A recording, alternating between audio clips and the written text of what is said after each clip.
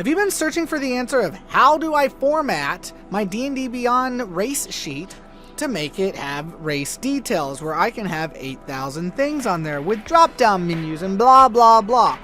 I'm going to show you how that works because apparently nobody wants to show you. It's actually very simple. It's a lot easier than you think. It took me like 2 days to figure it out. I'm not even kidding. So what you're going to do, in order to get any of this to look like it does, you're going to go to your stuff. So you see how I've got things out. You don't need to underline anything unless you want to for another purpose. So say for instance right here, as you see this says tunes. This is the tunes paragraph. You see where it has a drop down menu on location? We'll get to that in a minute.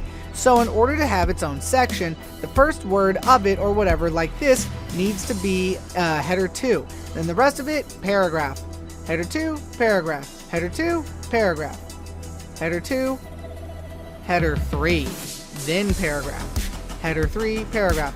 If you notice, on header 2, this is the second one, which means this is where it's going to be. It's going to have a second row. So that's what you're going to do. Whatever you want inside of that is going to do that. Otherwise, this is what it'll look like. You're thinking, oh, well, I can just make that header 5. No, you can't. This is what will happen. As you see, it's no longer here. It doesn't function the way that you wish it did, which would be so much nicer. As you see, all it did was make it bold, which is such a bummer. I've been trying to figure that out, if it's possible to have a drop-down menu inside of a drop-down menu, and unfortunately, it is not. So what we're going to do is put that back to a paragraph, just like that one and that one. Maybe I might mess around with it and figure it out, but I don't know.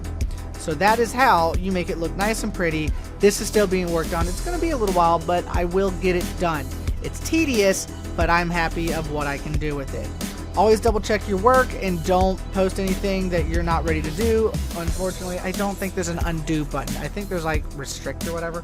But I hope that was simple enough for you to understand. I hope that you understood it word for word. And if you need any help, I can try to help. I'm still learning this site. I have no idea. I just wanted to post this. There you go. Merry Crackmas.